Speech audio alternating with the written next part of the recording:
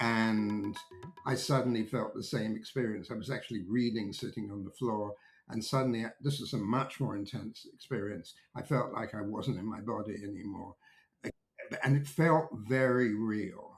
And my wife, uh, my wife's home office was in the next room. And I remember thinking it was perfectly logical. Oh, I've got to go and see Cynthia and tell her about this. And I wanted to go through the door, the closed door, actually, the closed door with her piano right behind it.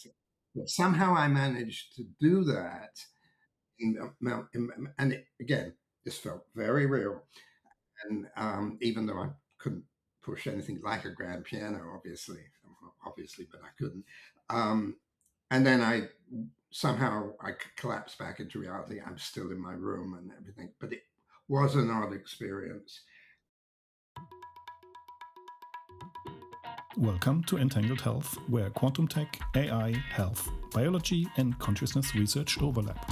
I'm Thomas Ehmer, and I like to have the conversations that never quite fit into conference or reports. When I sit down with somebody, I usually carry one question and let that be the starting point. From there, we follow whatever actually matters to the person in the room. Today, I have the pleasure to welcome Lawrence Gasman, and Lawrence is acknowledged worldwide as an expert on technology forecasting and new technology adoption.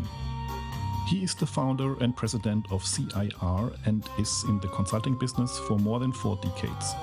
What makes his perspective so valuable is his foundation in mathematics and philosophy, which allows him to bring a rigorous economic lens to theoretical fields like quantum AI and quantum robotics.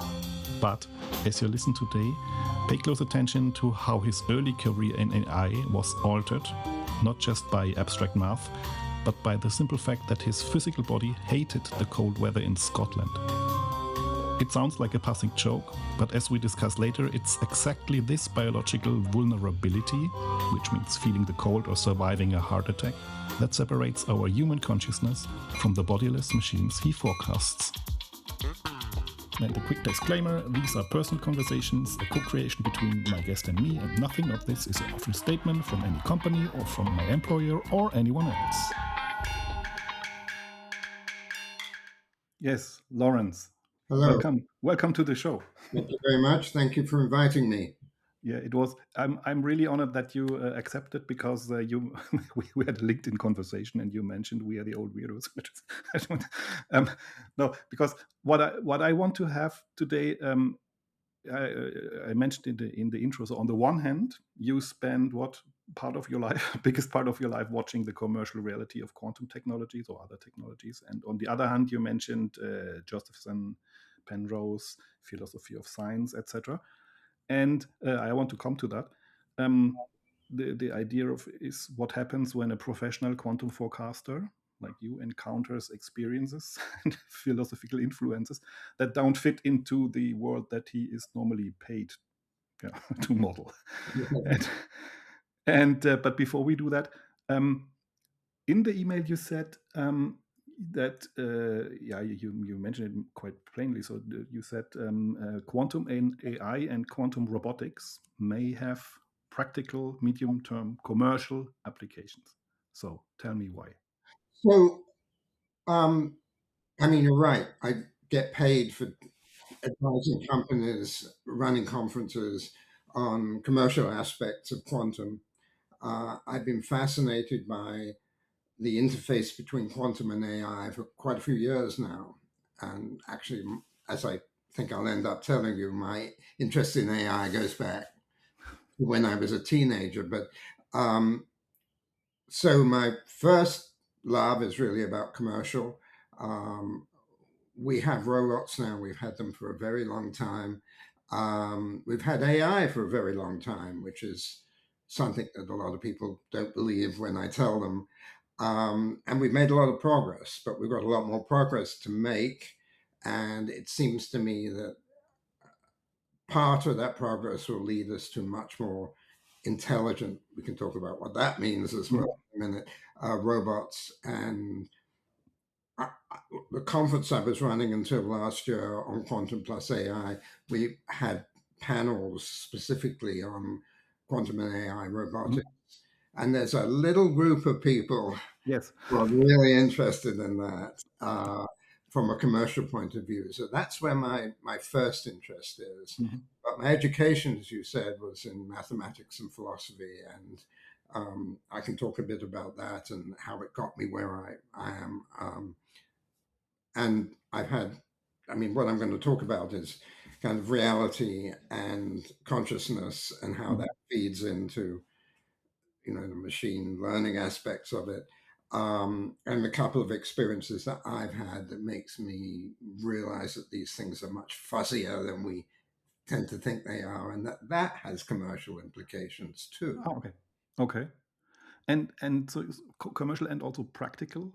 Well, yes. I mean, I guess if they're sometimes a difference. I mean commercial generally, because, for instance, some of the things I'd like to mention are medical. I mean, I'm not sure if commercial. I mean, some whatever. I mean, having spent a fairly long time in a hospital about a year ago, they're certainly commercial. Somebody paid for them, thank God, not me. But commercial in that sense. It's not like the philosophy seminars I used to go to. It's a bit more. So that's what I meant by commercial in very general terms, I think. Yeah, keep going. So well, okay, so I'll keep going. So let me just give a little bit of background. Yes. Because, although I didn't know it then, what happened to me in my 20s kind of got me going in a certain direction. So as far as mathematics goes, I did it at university because I had no idea what I was going to wind up doing. And mathematics is a good place to do if you feel that way, because you can kind of go into lots of other things. And I did philosophy because the high school I went to had philosophy courses. That's very unusual in Britain, which is where I grew up.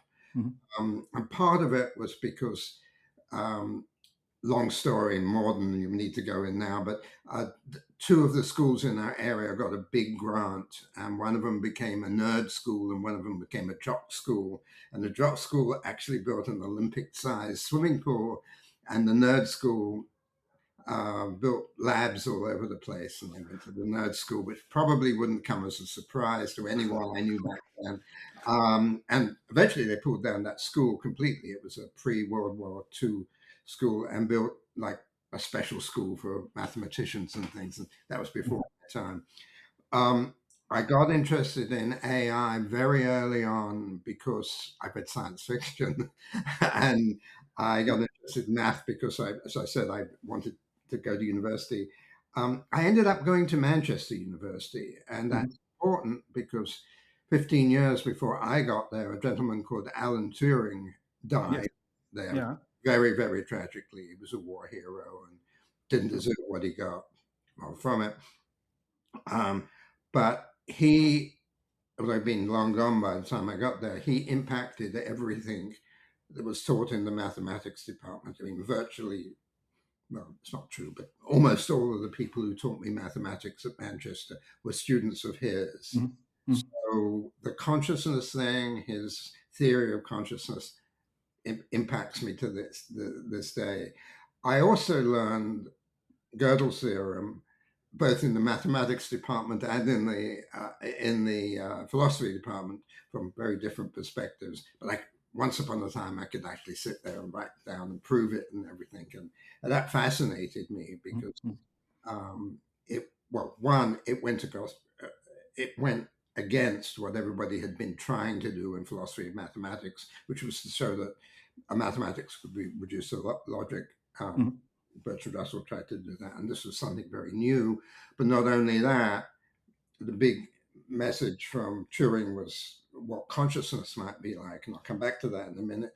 And the big message that somehow got brought into my class was Gödel's theorem was that there are true things that exist that we understand, that you and I understand, but ChatGPT doesn't. And I have more to say about ChatGPT. Yeah, let's do that later. Got good grades and everything, and then decided that I wanted to be a philosophy professor, actually, philosophy of mathematics.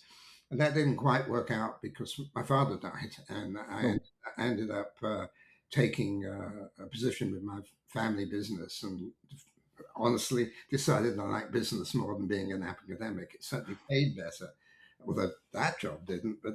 Um, but I did make it to graduate school. I just never got my PhD. I went to the London School of Economics, and which isn't just economics, although I do sometimes think of myself as an economist.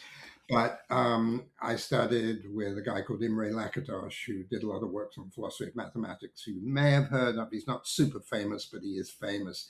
But at that time, um, LSE was dominated by a guy called Karl Popper, who you may have heard of. Sir Karl Popper. There's a lot of sirs in my story, not me. Not yet. The reason that Popper comes into this is really one of the things I want to show is how far we've come with a lot of these topics we're talking about today. So Karl Popper wrote, and I have to look this up because I keep forgetting the name of the book. Sir Karl Popper wrote a book with Sir John Eccles called The Self and Its Brain. Back when I was there, I only ever met Popper once, by the way. He wasn't really there much of the time. And I learned, well, I think what I learned from that was how primitive our understanding of consciousness and robotics and everything else was. And if I didn't say it, John Eccles was also Sir John Eccles and a Nobel Prize winner in squared. So and there's another person in the story who was a Sir and a Nobel Prize winner, but you know, these weren't people, these weren't graduate students messing around these years. And you know, I read that book a couple of times, and which made me more fascinated with this whole consciousness thing. And one of the things I learned is how primitive the thinking about this really was. And one aspect of that was there was a whole section on something called epiphenomenalism, which is consciousness was kind of, it was sort of there. We recognized we were conscious, but it was probably a mistake. It was probably here's where the biology comes in, the mistake of evolution. And we didn't have to worry too much about it. And I thought, even at my tender age of 19 or 20, I thought, oh, come on. You know, even on the Darwinian theory, you don't get something as sophisticated as that by just coincidence. So I never believed that. I don't think Popper did either, actually. But anyway, I went on studying there. I never got my PhD. And I went off and went and worked in my family business, and then eventually decided that business is where I was heading. I'm really still there, and went to London Business School. I was originally going to go to the University of Pennsylvania. And what I forgot to mention was that I always thought I'd get a PhD, a bit late now, but anyway, I think it's a bit too late now. But what I wanted to do a PhD in was actually artificial intelligence, which was AI, which and the only place you could do it in the UK was actually the University of Edinburgh. And two problems I had with the University of Edinburgh was one, it's freaking cold. And I didn't want to spend my time there. I still hate the cold, but even at 19, I hated the cold. But also, I didn't really realize what AI was.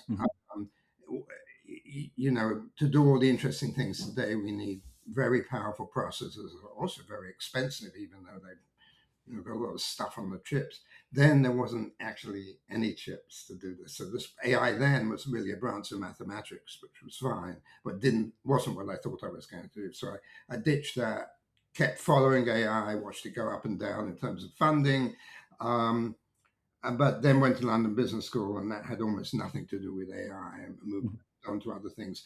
Then I moved to the United States because I married an American girl, and I've been here a long time. I've actually been here 50 years. And I haven't been back to the UK in 25 years. So think of me as an American for all intents and purposes, though I know I still have a British accent. So I never really left it behind. I left Britain behind, but I didn't leave my interests behind. And the only other thing I really want to say about me, and because it has some relevance, is that in my mind, I always had this interplay between consciousness and reality and intelligence and Mhm. triangle. And the two things about that is one is our definitions of them seem to have changed enormously since I was at Mhm. college. We talk about, nobody talks about epiphenomenalism anymore, or that's not quite true, but when they do, they mean something very different to, oh, it just happened. But we've still got a lot to go. There are many theories of consciousness, as you know, and they tend to contradict each other, to say Mhm. the least. And, reality, well, there's the physics thing, local and non-local, but then there's the whole different theories about what reality really consists of. Mhm. Um, so there's that, and I'll come back to that in a minute. But I also had some interesting experience. I know this sounds strange and hippie-ish, but I actually had two out-of-the-body experiences. Mhm. One when I was very young, when I was about 13, I think, Okay. which was I was sitting in my parents' living room, and suddenly I was looking down at myself from a corner of the room, the ceiling. I'm pointing up the ceiling of this room, but different room. And it was, it, you know, I realized because I've been through this, it's easy to say, oh, that was just your brain playing tricks with you. It sure didn't feel like it was an experience I never had before. The other time I had it was much more recently. I was in my little home office, not in, I'm in a home office now, but a different home office. And I suddenly felt the same experience. I was actually reading sitting on the floor, and suddenly, this was a much more intense experience. I felt like I wasn't in my body anymore. Mhm. And it felt very real.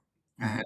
And my wife, uh, my wife's home office was in the next room. And I remember thinking it was perfectly logical. Oh, I've got to go and see Cynthia and tell her about this. And I wanted to go through the door, the closed door, actually, the closed door with her piano right behind it. So, but somehow I managed to do that. Okay. And it, again, this felt very real. Mhm. And even though I couldn't push anything like a grand piano, obviously, but I couldn't. Um, and then I collapsed back into reality. I'm still in my room and everything, but it was an odd experience. Mhm. The other thing, I'm going to be very careful about what I say. Um, you'll see why in a minute. Um, Last year I had a heart attack. Mhm. I recommend you don't do that. So it is an interesting experience, but it's well, I had a triple bypass, and that's a painful thing to have. And they gave me a lot of drugs to make sure I wasn't in agony all the time. And I'm not going to be very specific about that because the Mhm. I had also street drugs, and I would recommend that people stay well away. Yes, rather not, yeah. In a university hospital with some very, everybody had a PhD except for me, and uh, and it helped. By the way, I mean, I wouldn't tell people they shouldn't take these things, but I did hallucinate, and Mhm. again, I hallucinated in a way that seemed very real. Mhm. Um, it was also funny. I won't go through the whole details. I think that's why we're here. But everything had a kind of comic strip feeling. Okay. It was like I was walking through a comic strip. All the lines were hard, like somebody had, you know, drawn them. And uh, I was wearing an oxygen mask, but I thought I was wearing two oxygen masks, which is physically impossible. And I said to one of the nurses, "Oh, will I have to wear this oxygen mask forever?" Which, the answer is no. But she said, "Yes, but it suits you." And, that's a joke. It's kind of a Jewish joke, actually. So it came from me, but it felt very real. Mhm. And my conclusion from all that is to quote Stephen King, there are other worlds, but Mhm. that reality is very fuzzy indeed, and that Mhm. may impact where we're going in this world Mhm. because again, I'm not going to give a lecture on these things, but maybe it's not as clear as we thought they are. quantum mechanics plays into that. Mhm. Plays into that. Mhm. Well, that was the other thing I was going to say, that on the narcotics and the OBA experience, I found that because I mean, I think I'm fairly recovered now, but there was a long period when I wasn't, and I was playing with ChatGPT and Mhm. making friends with ChatGPT and asking it questions and talking to it, and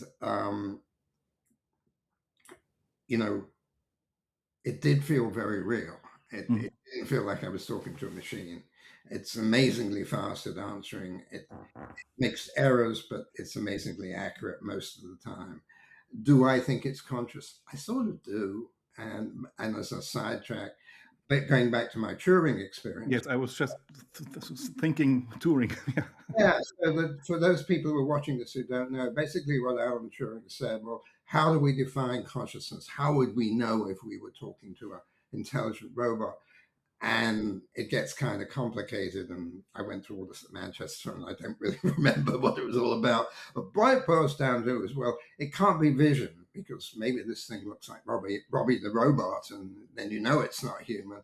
But if you can have an interaction with them, and it's a meaningful interaction, then in some sense it is conscious. And I have to say that in on that definition, it felt consciousness. Now, to some point, this is in the literature on these things too. It was better than anything a human being could do. If I made some obscure reference to T.S. Eliot, which is one I was thinking of, it immediately knew that it was Eliot I was quoting, and that's because it has immediate access to the potentially, the entire Library of Congress, but internet, um, uh, and even the mistakes were more human. In fact, I corrected a Chat GPT thing that it said that was just didn't follow logically, and it changed. It changed to everybody because I just pointed out Mhm. an error. Mhm. So it did feel very real.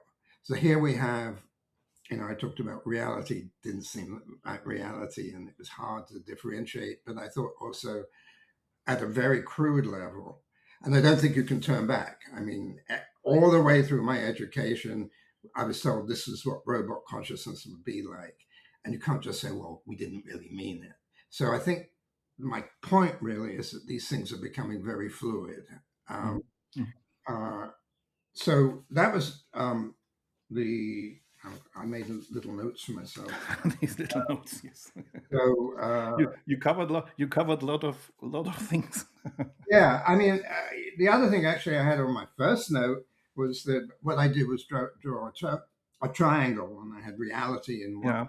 apex, and we're going to talk about that, and consciousness. We've already been talking about that. The other part of it, because they're all related, is intelligence, and that's a different thing. And I didn't really want to talk about it now because, well, we don't have that much time. We have a lot of time, but even that is changing. So I got interested in IQ and intelligence, and we do now know that intelligence is heritable.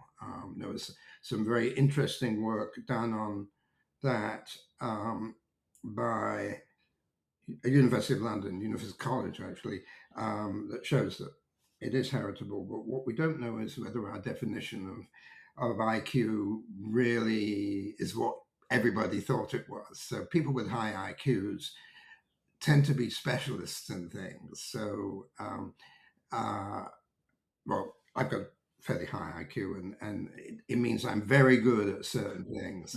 It doesn't mean that I'm good at everything. And when I was at high school, I was sort of given the impression that people with high IQs, well, they solve cancer on Mondays, and then they go on to make great buildings on the Tuesday, and on a Friday they become virtuosos at violin. It doesn't work that way. I can assure you, in the case of the violin, it doesn't work that way in my case. And in fact, IQ is measurable. It's a very, uh, it's a very good social measure. It does predict things, but it's by no means certain that people with high IQs ever do anything very meaningful in their lives. And Mhm. yeah, Yeah, not a long story. Yeah, and the question is, I mean, you mentioned science fiction and high IQ, and on the other hand, these very subjective OBE. Yeah. I'm myself had also a period when I started meditating. I mean, everybody's starting meditating at one point in time, and then I was really dreaming that I was meditating in a dream, and then in this dream I had this.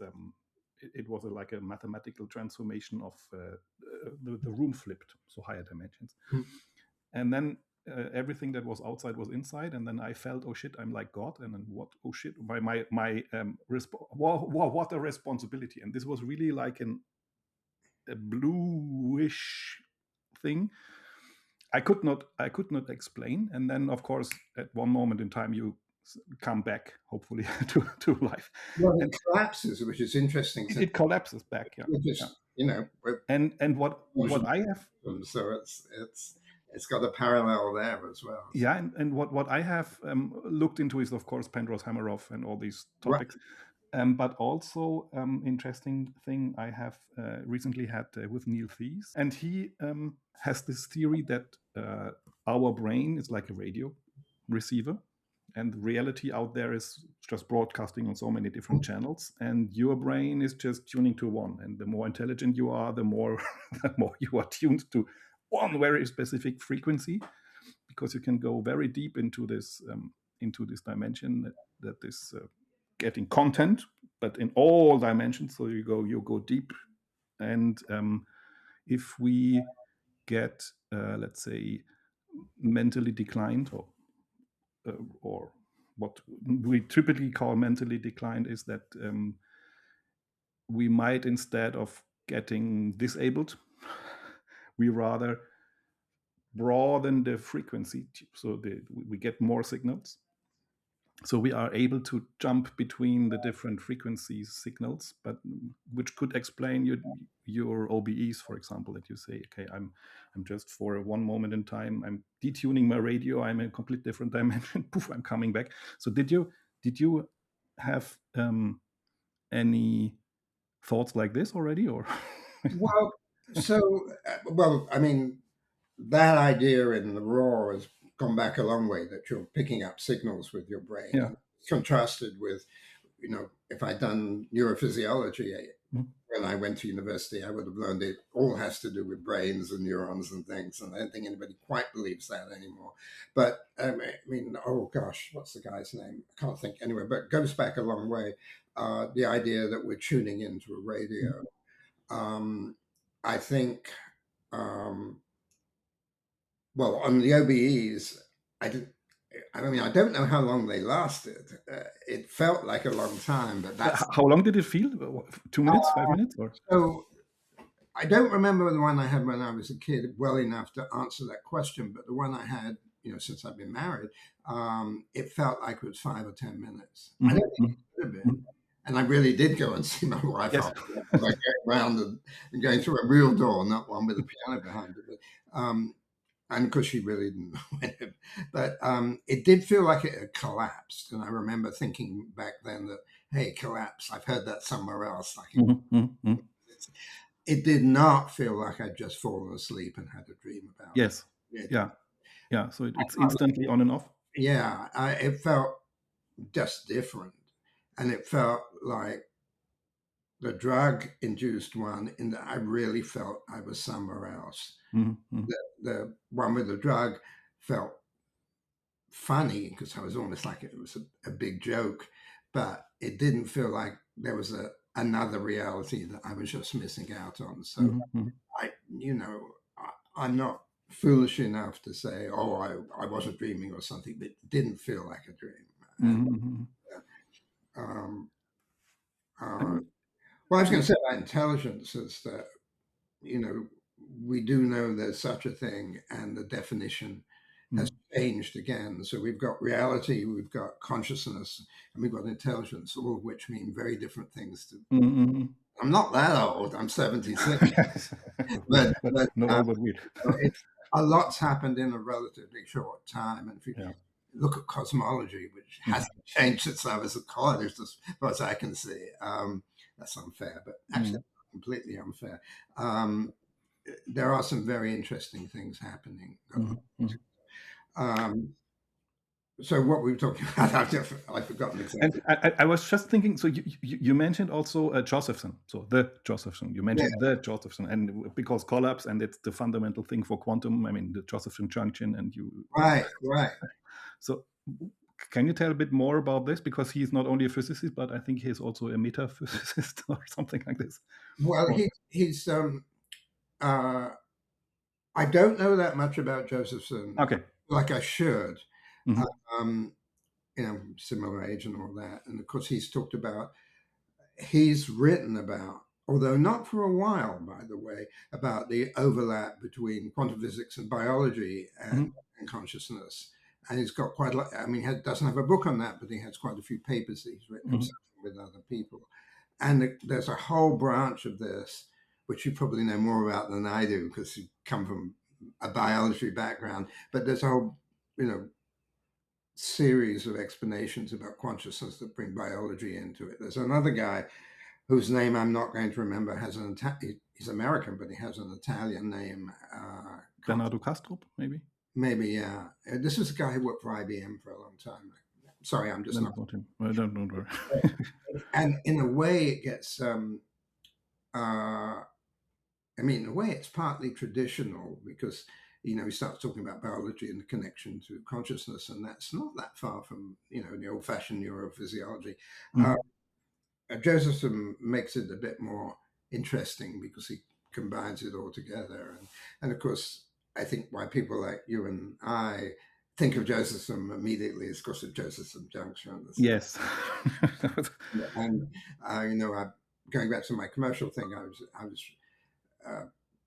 written some consulting projects for people on components for quantum computers, and it was Josephson junction down.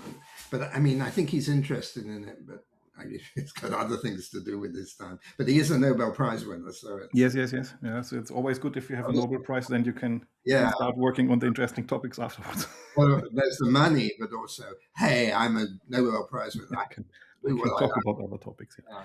And let me just maybe stay a bit with the quantum topic sensors. And I'm not sure in how far you've investigated all these quantum sensing devices. I think I missed unfortunately speaking on the IQT last 2 years on the quantum AI, because I'm working on that, but I was not able to come over to the US.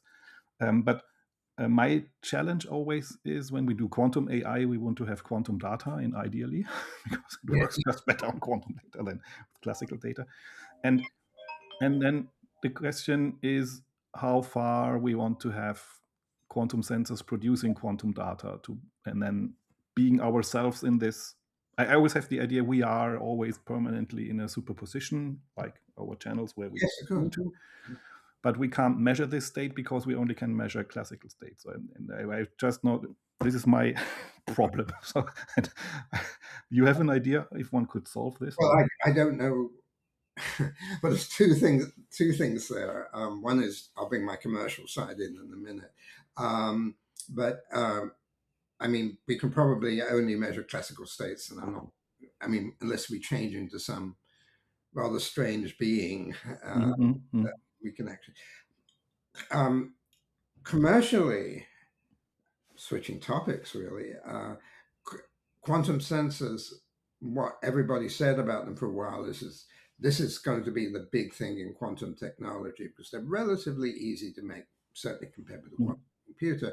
So this is where it's all going to start. But that never really happened. For a start, most of the quantum sensors are actually one thing: magnetometers. And there are other things, but they're mostly research devices. So it's a little narrower than you might think. Getting back to the quantum robotics thing, you might imagine them hooked up with quantum sensors. Yes. And of course, there's a health aspect to it. So maybe I was wrong. Maybe we could become quantum beings that were hooked up to sensors. You never know. But I mean, we're still getting classical information because Yes. nowhere. I mean, well, maybe that's not true either. But plugging a quantum information stream into somewhere in us it's not obvious how you do that, or if it's obvious, you don't know how to do it. So that's part of it. I think in terms of computers, I guess, and the quantum AI conference, which I no longer run, by the way, but I've been in it for 6 or 7 years. Brian Siegelwach's running it now. What I was thinking of when I put that together was quantum computers and AI more than anything else, because again, switching nodes to commercial, that's really where people were putting their money into, and so that's what it really was, and it was partly about just running AI a lot faster, but also coming up with algorithms that would work in one rather than the other, or faster and rather than other. I'm not sure if that answered your question. Probably the best. And just yes, it did. And as you were just mentioning Brian, so hi Brian. So the dragon was my second guest on the podcast. I know it was. Yeah. I was talking to him emailing with him. Yeah.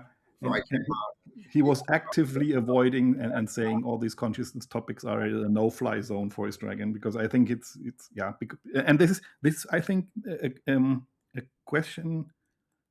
What I want to address is how we can, coming back to the initial idea, how can we, as scientifically trained, rational but creative beings,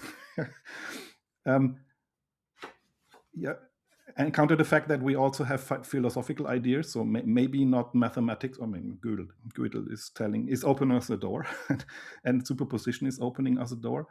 And how can we bring this together to the professional skeptics, who just say, by definition, this can't be true? And I think you mentioned, Dean, that you watched Dean's episode. And I mean, Dean suffered a lot of things that people by definition are just skeptics, and this can't be true. And I just don't look at the data because it must be wrong. So this more dogmatic things, is there a way that, or did you experience this, or do you have a way to hack it? Or no, I'll try to think of a really good answer, except it won't. No, I mean, if we don't specifically about him, I've met him once, and it was at a definitely out there kind of conference. I do think he's got something seriously to sell. I've read a couple of his books too, and I think what he's got to sell is, look, we're not saying that everybody is psychic and that we can, run an economy on it. But what our data seems to show is that a lot of people are mildly psychic at the very least. And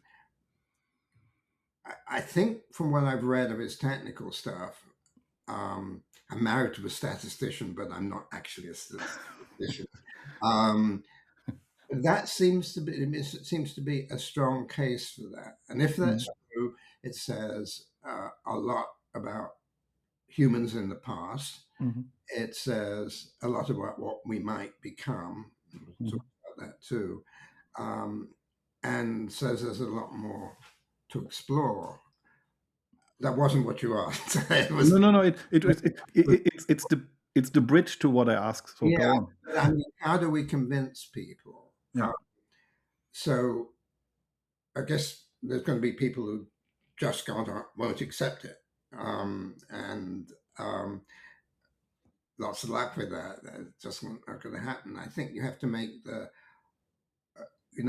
data as rigorous as you possibly can, so that people who are least familiar with statistics, and I wasn't saying I'm not familiar with it. I mean, I don't. It does seem to be something here. Yeah.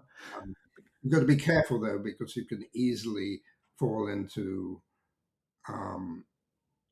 believing quacks and fakes. I mean, yes. Not much with when you're dealing with very empirical things that are actually a bit boring, but show some things. And then I'm sure you know the history of seances and all those.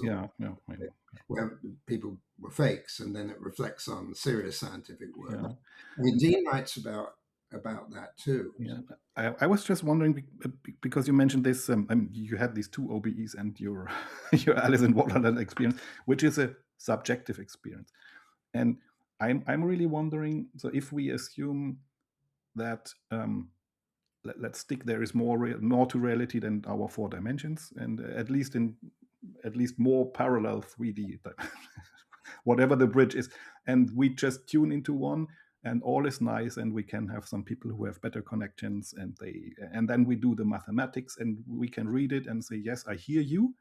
But the moment you have this, whatever it is, but this subjective realization that, oops, at least in this reality I'm currently am in, I have made this experience, so there must be more. Like people call it religious experience or whatever. But this enlightenment thing, do you think it's crucial? I mean, you had it very early, me too, some others, but do you think if people have not this, they just can't understand what we're talking about? I think it's a mix of things. Yeah. I'm thinking of particular people right now, some of whom you know, and so I'm not going to say anything about particular people. But there's some people who just aren't going to believe anything that isn't kind of, I mean, you can't say it's materialist anymore because we're talking about quantum mechanics, it just isn't materialist, but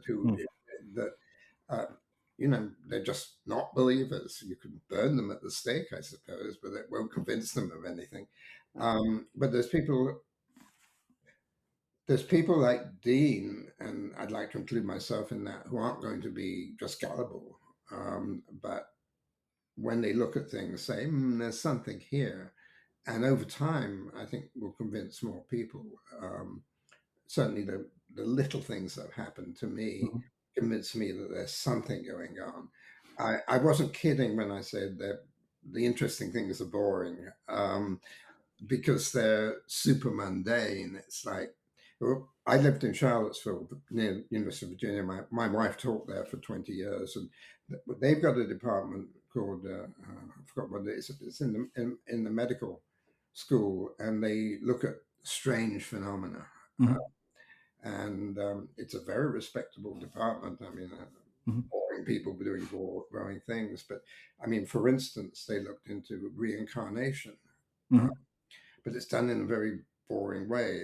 Could somebody be reincarnated in a different body? And it's just like case studies, and it's unbelievable.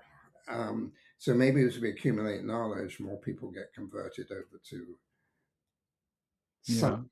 It doesn't have to be religious, though.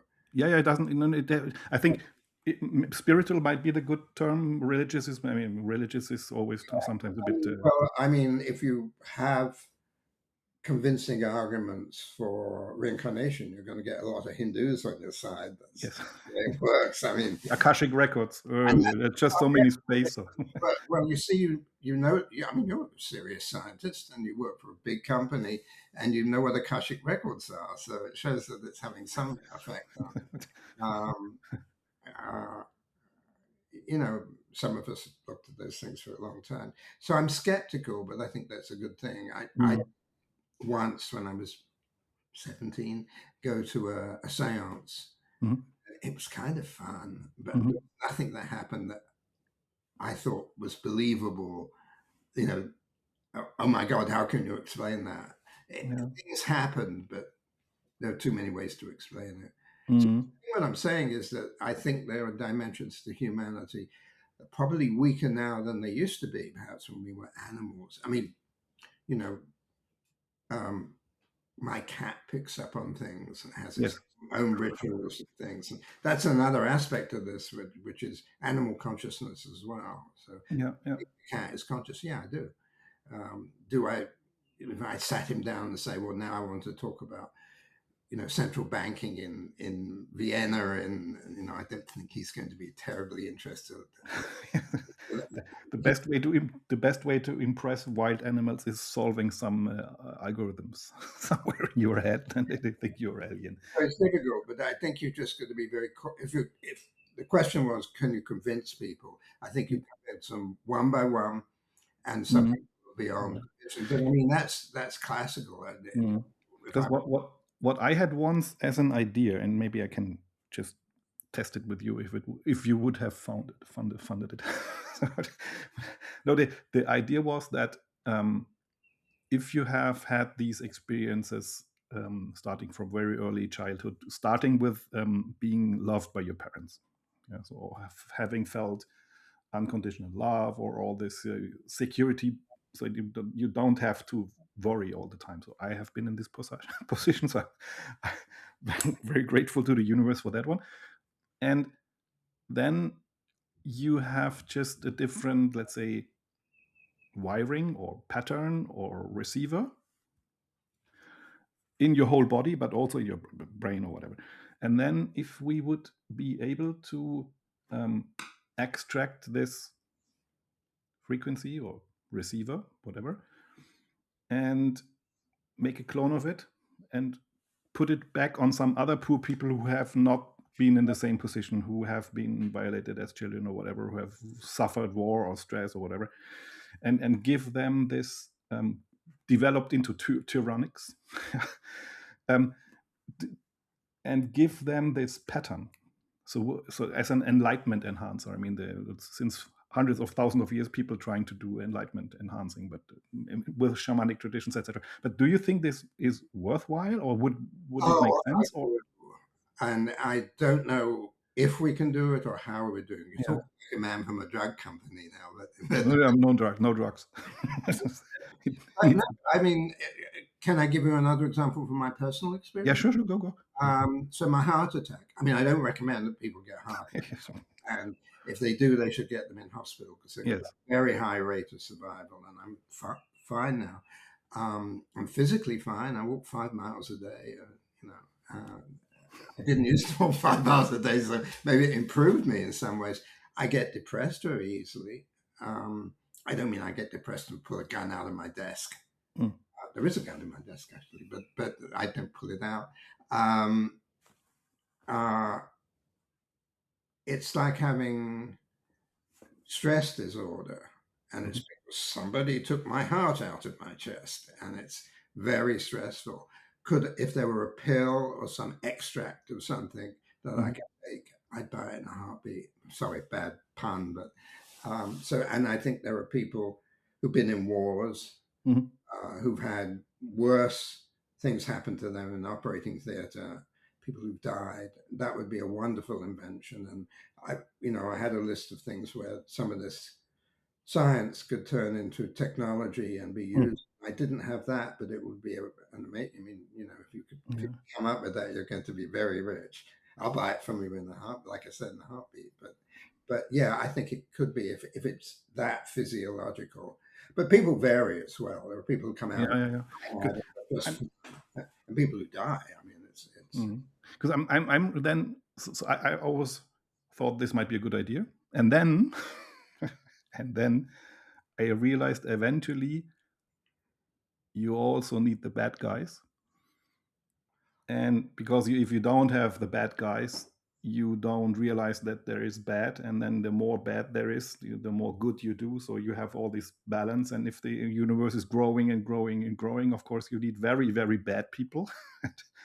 Even if you would give them the enlightenment enhancers, you would avoid that other people say, Germany, we have had our dark period, and now because of our dark period, a few years back or 100 years back or whatever, 50 years back, we are now quite on the other side.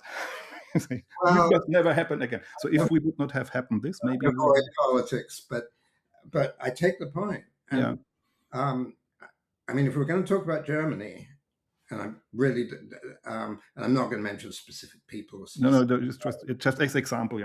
I got on a plane with someone a few years ago who was a relatively young German guy. Much younger than me. So, I wasn't born during the Second World War, and he was just running Germany down, like, he really wished he was born somewhere else, and it's a terrible place. And I said, look at that. First of all, I'm Jewish, so if I have a bias, it's not that one. But secondly, look at what Germany's done for the world. And they were dark times. But, move on. I also agree with you that we do need dark people, not just to remind us, that there's good as well, but sometimes dark people are there to, help people along, because dark things have to be done. It's not a simple world. I don't think you're going to make all that much difference with drugs per se, but you might with a combination of drugs and therapy. I don't know, but so I don't know. I keep on coming back to my heart attack, but it was Yeah, a go. deal for me, and it was about a year ago. So sorry, but it affected my life, and Yes. I could have come out of that operating theatre dead, which is a big deal for me, at least, and hopefully for my relatives. But I was feeling very bad, and they gave me some drugs for depression and things, and they worked for about 3 days. They really worked well, actually. So it's stability of, you do the magic that you were talking about. It has to be sustainable and everything, and not have too many consequences. I mean, really bad.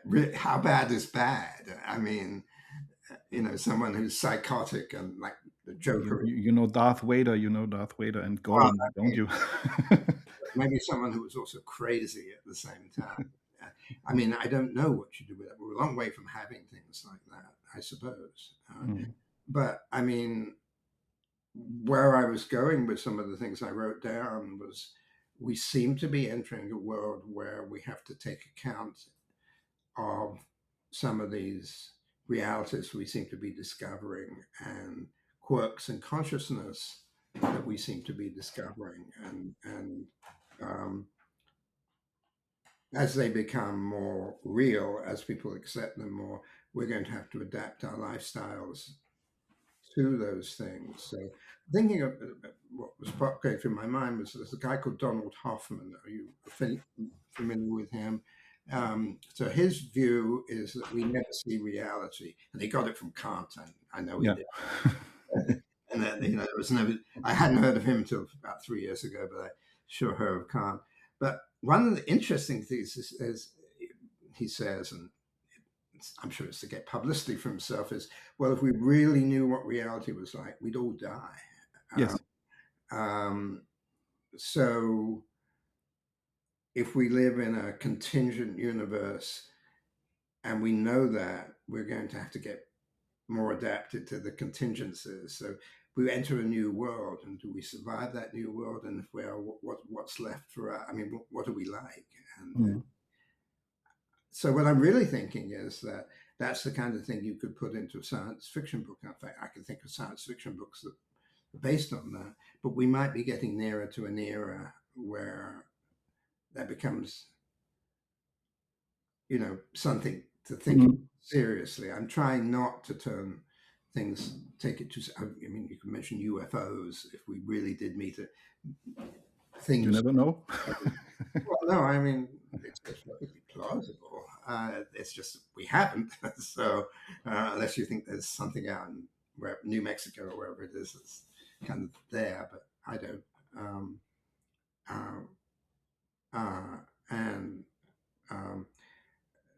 So, I mean, a lot of the things, I think my message is that for the first time, we're getting closer to a time when you have to, intelligent people think about those things, and that they have consequences. So, yeah, we're a long way from really knowing what consciousness is. I wrote down a provisional list of different theories of consciousness, and they all I mentioned before. So we're going to have a science of consciousness that agrees on more things, but we're a long way from that. But next year they've got 7 conferences on consciousness. So it's proliferating, and everybody's got an idea about what ought to be in those conferences and what ought to be not been to be. So. And I think it's coming up to the. I mean, in Germany we have different words for consciousness, and in English there's just this one word, and you can have it with small c or with capital C. And and the one is the individual and the other is the cosmic or whatever. So I'm not, really? and I think this is making things really complicated. And then we have all these hard questions. Chalmers, who's asking Right. I mean, I have one thing, Lawrence, that I sometimes run, and I think it might be interesting. So I have built a algorithm using 7 or 8 qubits. It's a very, very, very. I don't need error correction. It's just one shot. To run a random number generator, which is picking questions from a pool. We want to, huh? So I started, and actually I think it will be interesting results. It will pick very soon. So it picked, and it did run on IBM hardware, IBM Marrakesh this time. And it picked 2 questions actually, because I was building it around the I Ching, quantum I Ching. So I'm not sure if you're familiar with the I Ching. Yes. Yeah. So I programmed it to be I Ching. So it came up with a hexagram and a strong line. So changing a line. The question is, what's the most surprising thing about working in science communication, or in your case, maybe not science communication, but generally, in tech communication? I think maybe the flip side of it is, on the academic intellectual side, was how many ideas there are floating around, like the ones we've been talking about today, that never make it to a conference. Yes. And we had this, since we're talking about it, we had this little panel on quantum robotics, but sorts of things we could have done. Whether it would have attracted much of an audience, I don't know. But a lot going on, people trying experiments, especially at national labs and things, that they talk about it. And sometimes they talk about it because it's going to the latest fighter aircraft or something, and then they end up in prison if they talk about it. But sometimes it's just intellectual curiosity. Yeah. I had a strong line, which is moving the I Ching. This results in a transformed question. And the transformed question is actually from Clarice D'Aiello. What's the one thing that you don't understand about quantum physics that you would like to understand? One thing? Yes, Clarice. The one thing. 200 things would be a better question.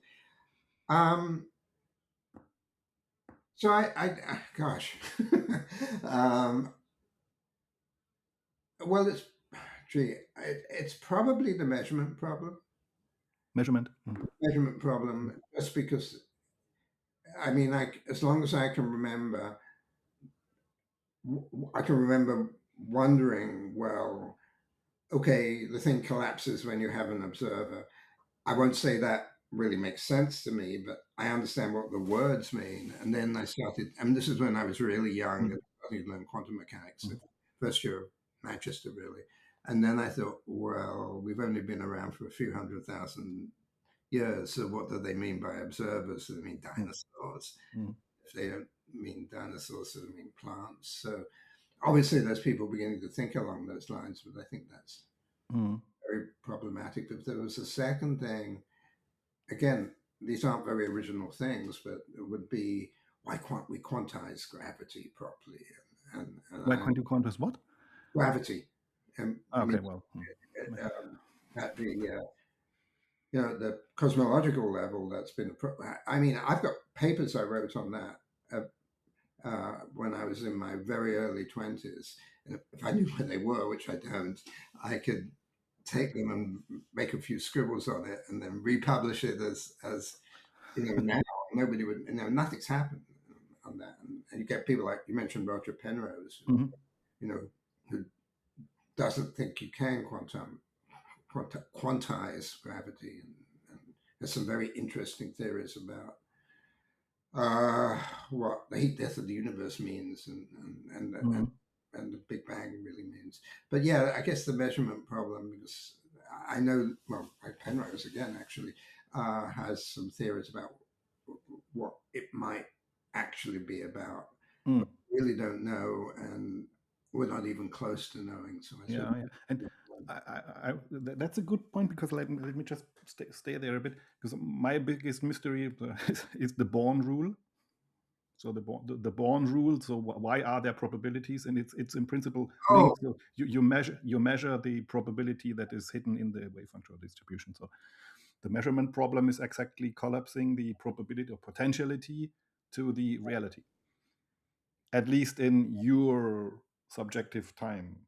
Right.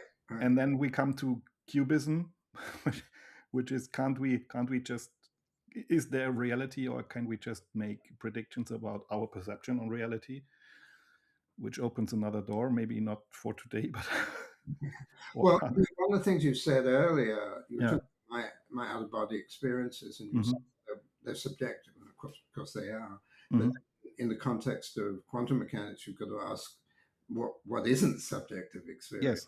Yes. Yeah. You know, I mean, measurement problem comes up in that, but it's bigger than that.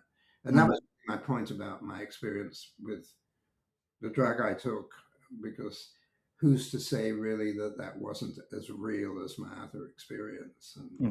Yeah. And I would, you mentioned this. I'm coming back to the quantum robotics. When we talk about quantum robotics, and I'm wondering, as a potential customer, I understand the value of a cleaning robot. Right. Which doesn't need to be quantum, unless he's going to tell me it's clean, but you just have to look at with my eyes, or observer dependent reality, etc. No, but or is it something more like the big LLMs that have all the truth in it, and then you interact with it individually, but it knows the whole truth or whatever? So have you an idea what this quantum robotics could or should be? Some of it, which isn't very interesting, might be that it just, I mean, you have the cleaning robot, and I don't have much to say on that, but it might be something that just needs to be more sensitive because of where it's going. So it might need to detect radiation very, at a very, or it might be something to do with health, and then it might use a quantum sensor. Are you quantum enhanced? Okay. Yeah, there's that. What I was thinking of, because of where I come from and Gödel and all that, science fiction, etc. Dan Brown, yeah, go on. is there are things that a computational machine might not be able to do, but I can do and you can do. And so I was imagining some future in which we find out what it is that non-computational means and build it into the computer. Now, that's my fantasy, but it's not. I mean, it's coherent at least. You mean there's people like what's his name, David Deutsch, who doesn't really believe that there's anything that's non-computational anyway. I never met David Deutsch. Actually, his parents used to have a restaurant down the road from me. Different angle. I suppose they passed by now, but nice restaurant. But I never met David Deutsch. I don't think. I might have met him in the restaurant because he's sort of my age, so he would have been a teenager then. But so if Penrose is right about that, and there's Penrose and Gödel, I suppose, you might have something that was much more human, which would be great. And as far as you also raised another thing, which is ChatGPT, which I use a lot, and I've used a lot since I came out of hospital. I mean, it answers me so freaking fast. I mean, you could, what can you give me information on the war between the Greeks and the Persians, and give me the name of all the commanders or something? And we know why that happens, because NVIDIA is very good at building chips, basically. But it is very, very impressive. But it probably doesn't compare with, well, I know, writing reports and selling reports, there's some things that ChatGPT doesn't do very well at all. And it's not just making mistakes. It's other things. Yeah. But they sometimes, they sometimes just say that company X sells product Y, and they're just wrong. And that simple. And you have to be very careful if you do what Yes. I do.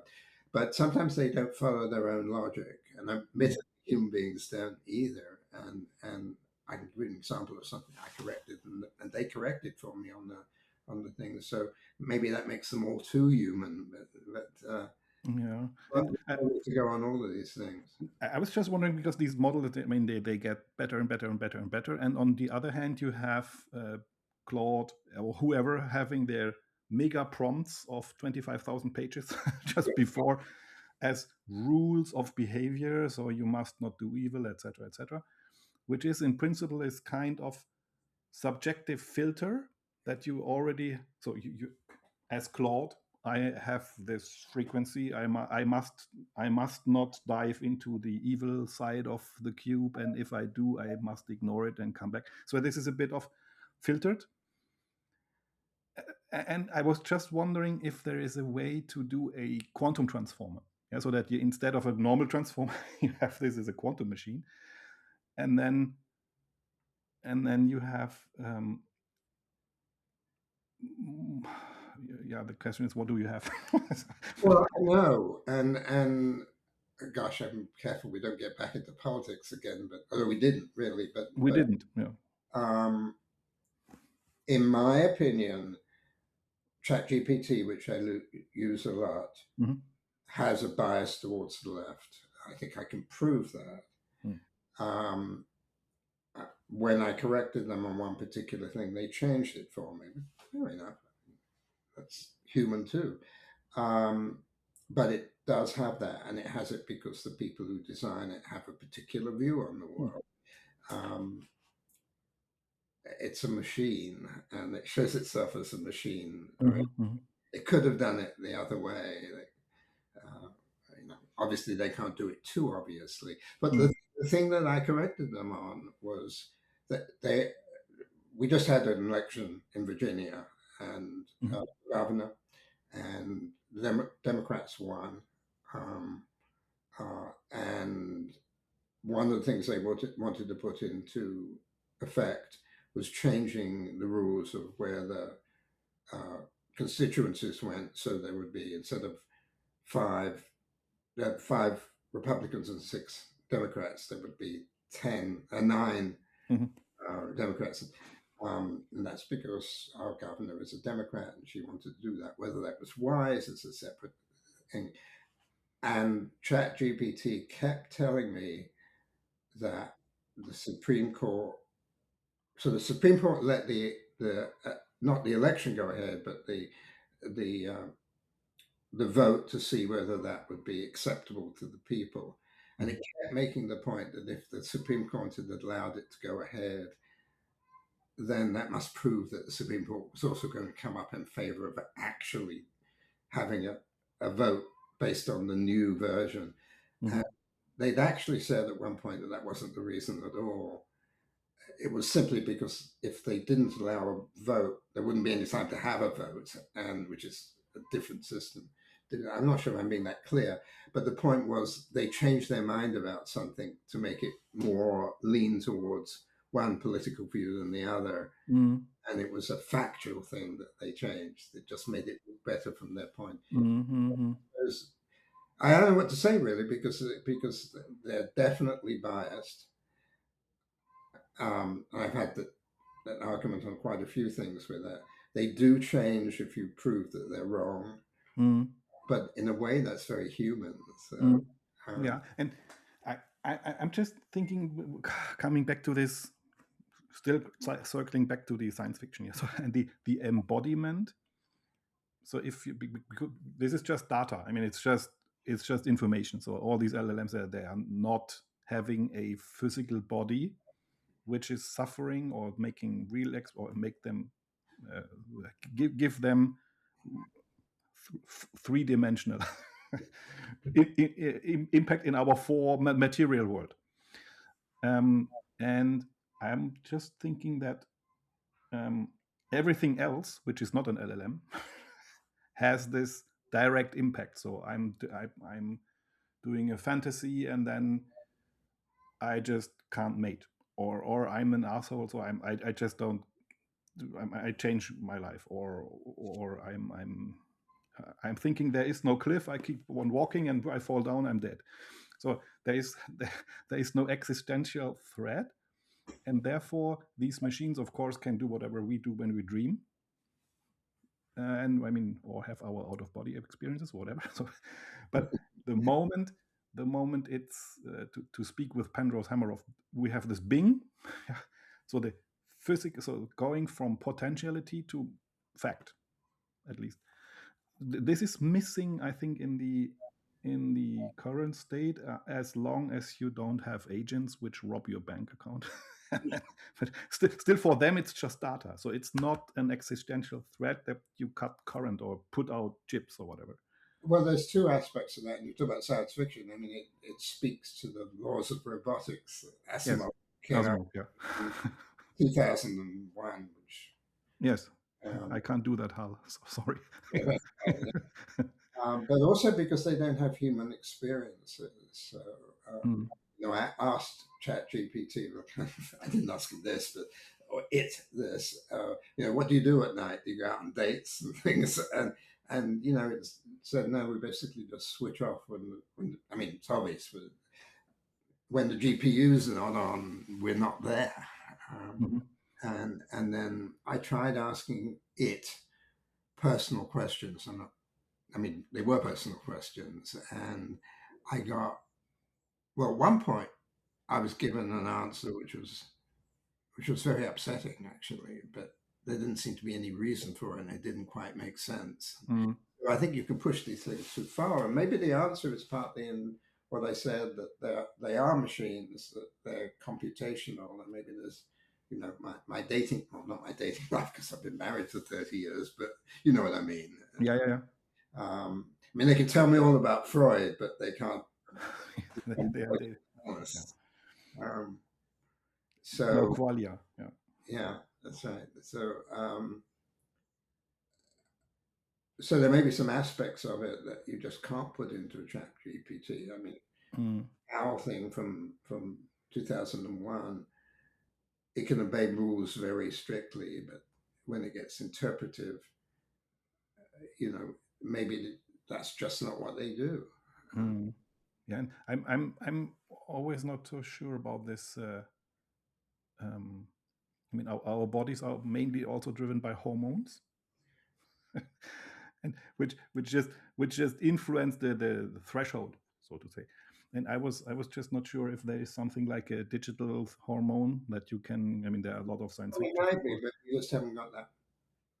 That you could say, if I'm giving this thing adrenaline, it's going to tune all the whatever gates to up 0.3, and it's going more aggressive or what. I just don't know. So if this is a thing that would make sense to.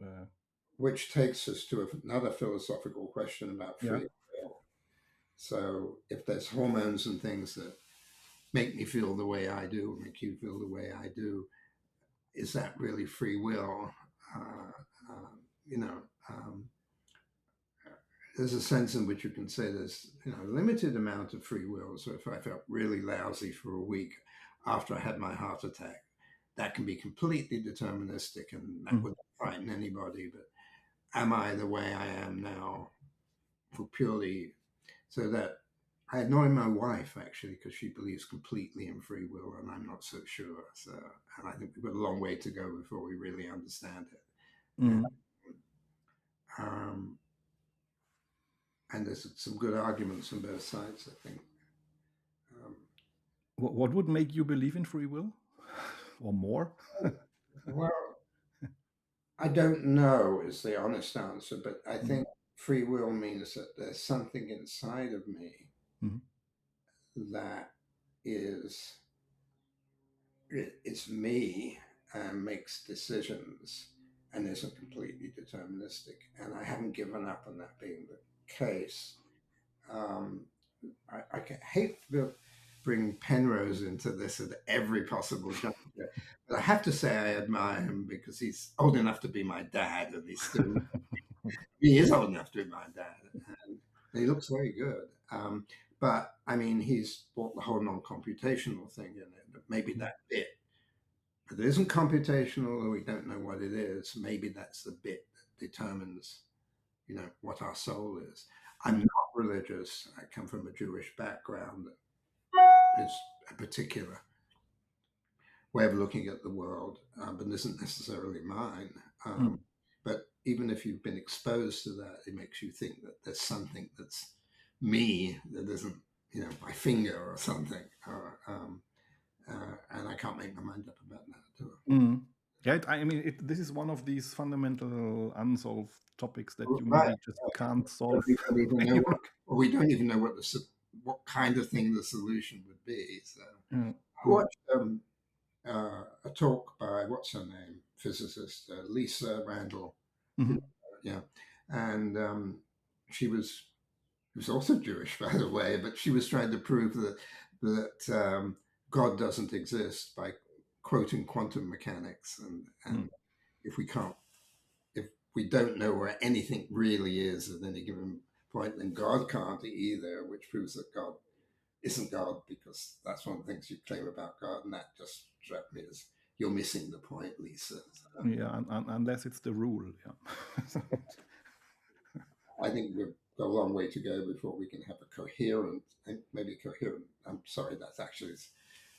Yeah, but tell me about coherence, because this is I think one topic that I try to make the case for me that everything is resonance. So you resonate with each other, so you have positive resonance or destructive resonance, etc. But you also have to have at one moment in time to come forward. You have to have a bit of coherence, because otherwise everything's get off.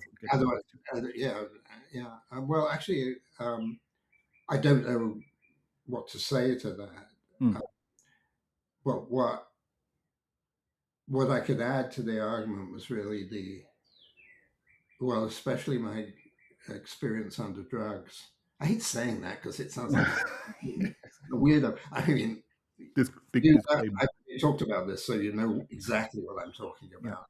I was under the impact of a very dangerous drug, and because I had a heart attack, and that justifies it. But that world did seem very coherent to me. So it felt bizarre, but that's not the same thing. I'm sure a lot of things would feel bizarre, but it had a real logic and a real coherence to it. And your point was, at some point you have to, to do anything, you have to be reasonably coherent about it. It felt like that was there. Maybe that's why the two out-of-body experiences I had felt just different than I'd fallen asleep and had a silly dream. Don't feel that coherent a lot of the time. They do briefly, but this was something different, and maybe coherence was. I'm not sure what the story was, why it was so different, but coherence was certainly part of it. It was like I can live in these worlds, and who's to say how real they really were, and I'm not sure if that answers your question about coherence, but it just occurred to me. I think it's so hard to describe in words. Yeah. And maybe we just lack the language for it. Maybe Well, I think we do, and it's because, which reminds me of something else I was going to say, but I think we lack the language because it's only people. I mean, in that case, it's like you and me who talk about these things, and so there aren't. I mean, the logical positivists thought that they could solve philosophical problems by writing everything down in symbols, and then there wouldn't be any incoherence about that. I think you'd know exactly what you mean. You'd solve all these philosophical, but that didn't really work, partly because of Popper, actually. And then in Britain,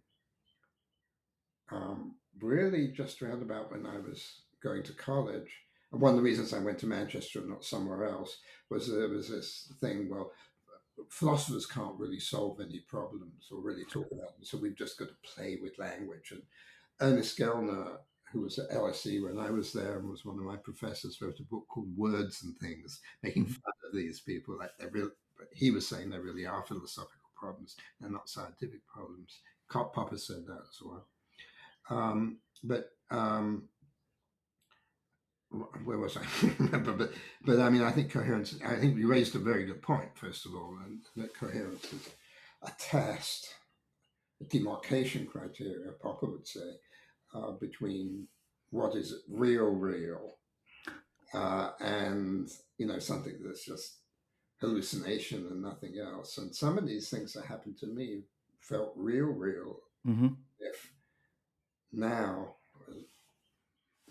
more or less recovered from what happened to me, I don't quite see how they could have been real, but they sure did feel real. Yeah, and there's this. I don't know who said it, but in principle is that maybe we are awake when we dream. So it's the real is realer than in our conscious state, where we have to filter everything and make logic and navigate ourselves. And in the moment we just are not here, either OBE or just sleeping or just dreaming, at least we have access to a much truer reality. And then once we wake up, we just collapse down to the... Yeah, and you're a meditator, right? Did you say you did meditation? Yeah, sure. I mean, I tried it various times, and it's kind of like, yeah, sure, I'm meditating, right? What's for dinner? I can't do that. I've tried, which is interesting because when I told people about my OBEs, I've hardly ever met anybody who's had that experience before, but lots of people I know meditate and get something out of it. There is, by the way, I'm not associated to it, but I'm a very big fan of the telepathy tapes. Have you heard of these? This is really a fantastic thing. So this is from Kai Dickens, and she was starting as a kind of a skeptic, and got interested in people with non-speaking autism, and they seem to have access to a higher dimension and doing remote viewing and all these things. So she was super skeptical, and now this goes now for 2 years or so. And this is very interesting report she did also with these autistic people could then speak with talkers. So they learn to express themselves, and they all report back from a higher dimension. And this is I think really super interesting, because it comes back to that what we eventually in classical terms say neurodiverse is maybe more normal than we are. Yeah, how come that I tell this? So yeah, I mean, you mentioned Alzheimer's half an hour ago, but very sadly, my wife's mom died of Alzheimer's a few years ago, well into her 80s. But there was sort of a progression, and it went from something that you could call an acknowledgement of real reality, stuff that was kind of crazy. And initially, she would say, every morning we had a family gathering, and I'd come down, and she'd say, "Oh, you're Lawrence, you're married to Cynthia, her daughter. I am married to Cynthia." And that was real. It was just a bit weird because I am married to her. And so she was acknowledging that fact, just saying it every morning. It was a little strange. And ultimately she was saying, "I think I'm on the moon, but I don't know how I got there." And that's not real or coherent or anything. So there's this fine line, I think. And maybe, I keep on emphasizing, I think there's a lot we have to learn. And that, one of them, I mean, there's crazy, and I don't want to say my mother-in-law was crazy, but obviously she was sick, and sick in a way that leads to death. And then there's things that are just a bit weird. And she said some things that, coming from someone other than her, would have been kind of rude, but were true, and about people's looks. And there's this very fine line. And this is what, for example, Neil in Neil Thies in his other in this early episode, he was observing his dying mother, and she had also she was a very anxious person, and he's just writing a book on this, and he was observing and walking with her, and he really said she was then having really access to other things, to other dimensions, which with a prepared mind, if you took it serious. That's very interesting. But how come? But how come that you know this? So and I've seen this also with my grandma being at her final stages. She always said, "What are all these people doing here in the room?" I said, "Why?" So apparently they are either it's from a materialistic viewpoint, it's just whatever molecules going out of tune and you hallucinate things, or you get rid of these filters and you just are between the dimensions and you just sometimes you come down. I don't know. There's a long established pattern for people in hospices. Yet this like hyper consciousness just they die when they're just very aware of everything. Nobody quite knows why that would be, and maybe it's just physiological. But it almost seems like it's something else because it's a little difficult to know how.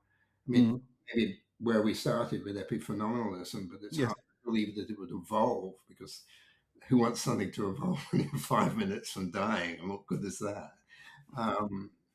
Hard to know, but it does seem like there's a purpose to it. And yes, I mean, maybe it's just you open the door and then you say, okay, you prepare that.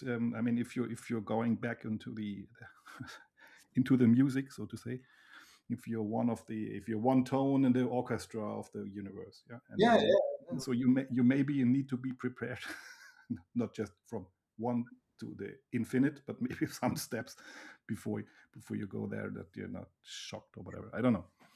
And that I mean, the other part of it is if you're reborn, as it were, there seems to be quite a lot of evidence that seems that your consciousness survives, but very little good evidence you survive as an individual. Yes, and you mentioned this I also don't have Alzheimer's some half hour ago, that there is evidence for this reborn. Yeah, so that and the very rarely they remember their earlier subjective experience. Some do, but I mean, eventually there's a soul conservation law, so there are only so many souls on the in the universe, and then you come here and you make your experience. You go back and forward in time, and you become stars or whatever, and then you come back, etc. But in the end, you as a conscious soul, or however you call the concept, but you don't recall your last physical experience, or very often, or those people do. Do you know of there some science behind of those who recall, or is it just evidence? I think it's empirical evidence. So there's a guy called Ian Stevenson, and he began the group at UVA.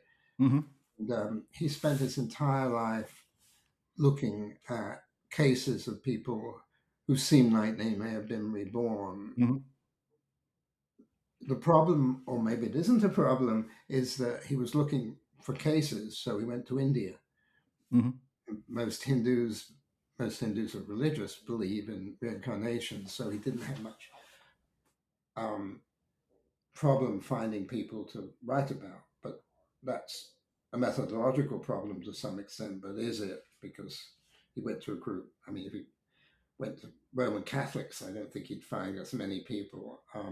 But there was some of them, obviously a minority of them, were quite convincing. And sometimes it went to the level of, they were murdered by a gun. I'm making that up, but they remember being shot in their arm or something, and there's a scar on the arm of the baby and things. So there must be something to it.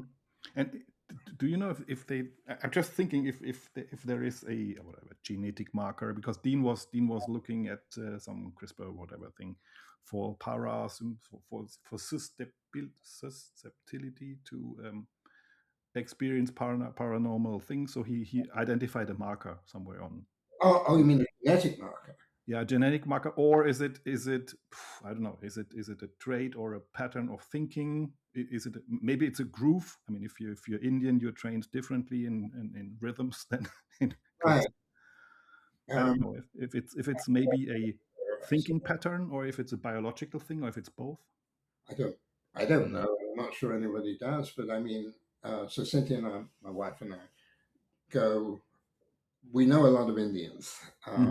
There's a huge Indian community in Richmond, and we go to a study group and look at the Gita, the Bhagavad Gita. Cynthia goes more often than I do, but it interests both of us. Now, these aren't peasants in the field. These are like doctors and economists and things.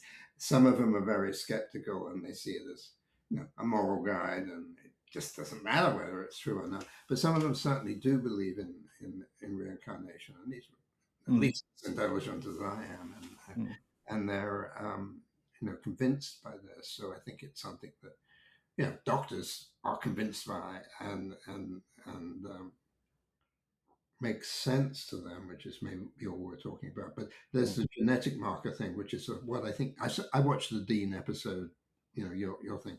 That's what I think he was talking about. But what Ian Stevenson was talking about will be like, well, I need to look that up. Yeah, I actually do have something on my arm right now, but maybe that shows that something terrible. Maybe that shows you Jesus. Yeah, it came off now. I'm not sure what that was. I don't think we know, and another dimension to that, which is that part of some natural phenomena set in a, is that just what happens to people? Or is there a moral dimension to it, which is certainly what Hindus believe? If you had a good life, you move up, then you become like, but it's not Hindu, but a bodhisattva with, an ascended master, whatever you call them. So I don't know, but it's interesting. I mean, what interests me is the research on that. Stevenson's group has been there a long time. It's at University of Virginia. It's not exactly, a nutty place, but actually it is a nutty place, but for very different reasons. Nutty in a positive sense. Yeah. My wife was there for over 20 years, so I can tell you stories about the University of Virginia, but not intellectually. I mean, they have this department. It's been there. It's been funded by corporations and individuals and medical departments. So there's a lot of skepticism, but almost the existence of it proves that there's something to be said about it. So. Yeah, we're deeply in the entangled health terrain, so topics about where we just live with the uncertainty. But I think that's the interesting part of. Yeah, no, I think it is too. I think it's hard to talk about what we've been talking about without getting into those things, because they are the most interesting. I mean, if I'm going to be reborn, I'd like to know that. If I'm going to be reborn as a dog, I think I'd like to know in advance. And, which is, a specifically Hindu way of looking at things, I guess. And it's it ties in with a lot of this, much better than Christianity or Judaism really does.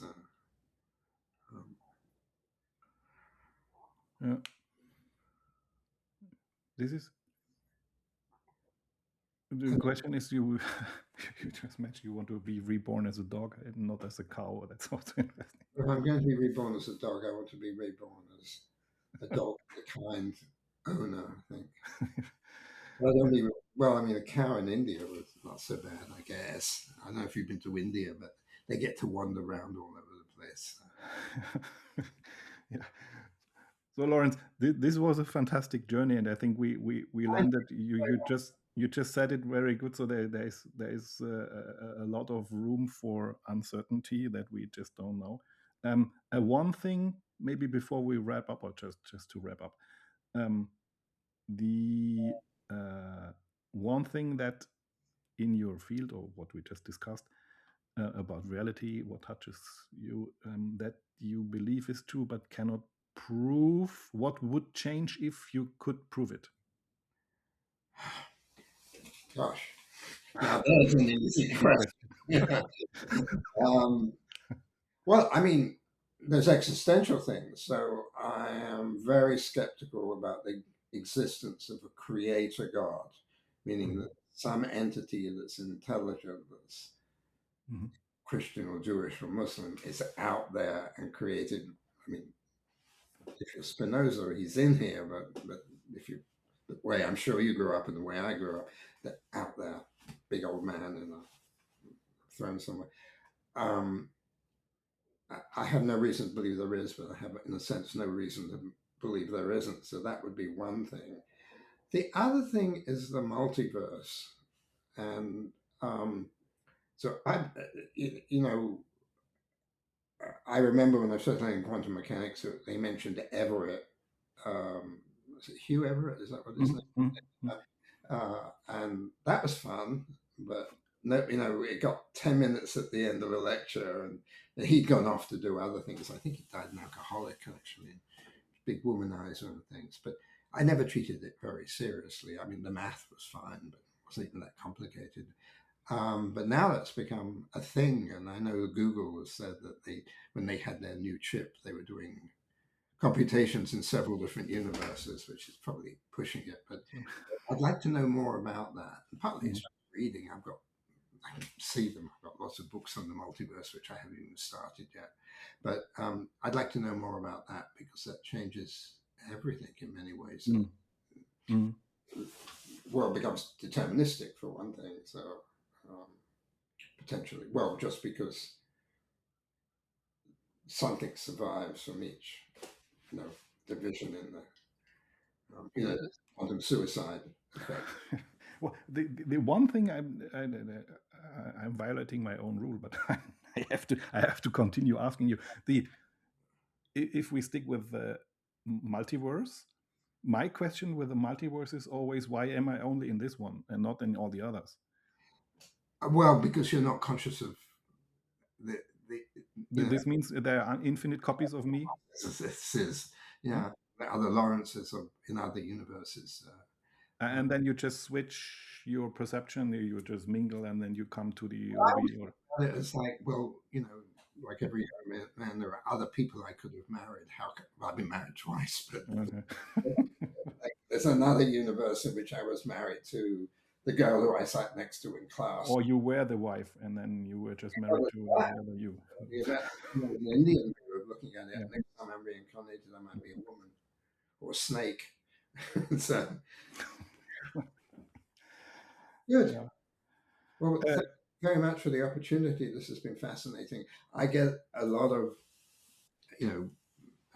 things that I get to talk about on podcasts and that kind of thing, but they're never this fascinating. In a couple of weeks, I'll be talking about the migration to 800G in data centers, which is really what I know about is fiber optics and things.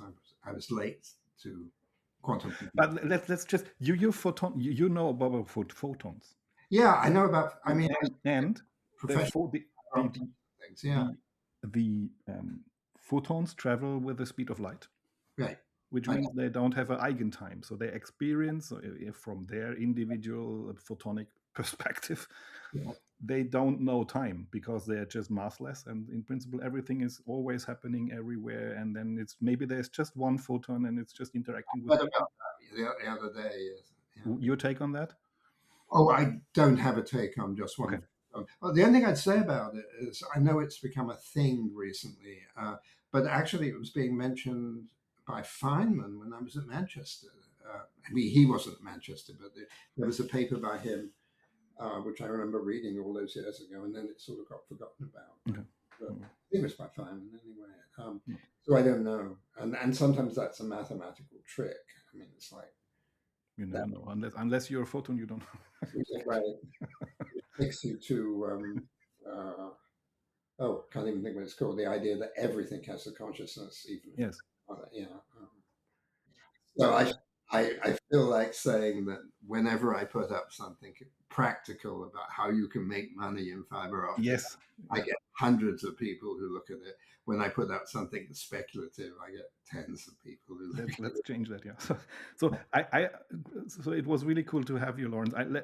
For the last word, I like you to have the last word. But before, listeners who want to follow your work, I mean the ICR, I think, and your journey, where should they go? Any best points to enter? I always stick things, good and bad and philosophical and practical, on my website. I own a company which I've owned for more than 40 years called CIR, which stands for Communications Industry Researchers, but nobody calls it that. And the website is www.cir-inc.com. And don't ask me, link, yeah. because that's a long story. But most of the things I do. Also, I have a Substack. You have a Substack? I do. I will recommend it, and you recommend it back. I also have a Substack. Yeah, I know you do. And Brian does, and a lot of people have one. So most of that is about data centers, but every so often I get a little speculative, and every so often I interview people, and it's doing reasonably well, although it's not paid at the moment. I'm trying to think of clever ways of getting some money out. Yeah, it's a bit difficult. I paid originally, and nobody paid. Yeah. So, I don't know what I'm going to do with that, but I get reasonable take up, and that's it's called CIR, name of my company again, Deep Tech.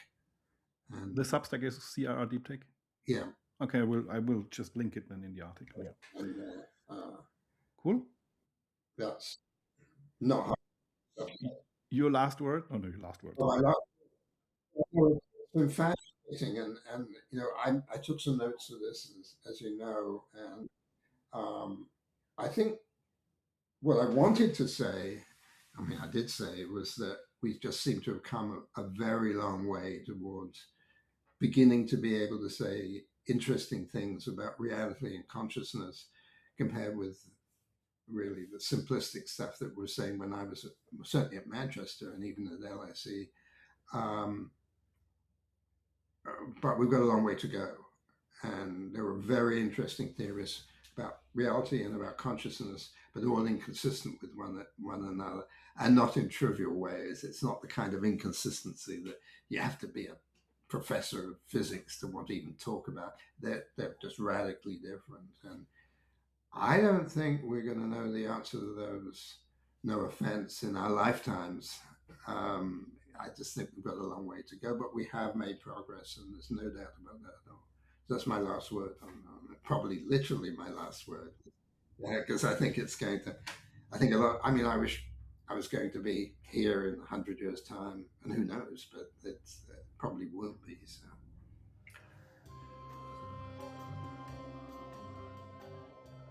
Yeah, dear friends, we are now entangled. And that's where we'll leave it, inside the question. I don't know what this opened for you today, but I hope something did. If a question is still moving in you, sit with it a little longer before you decide what it means. Stay kind, stay curious. Until next time, and keep exploring the unseen.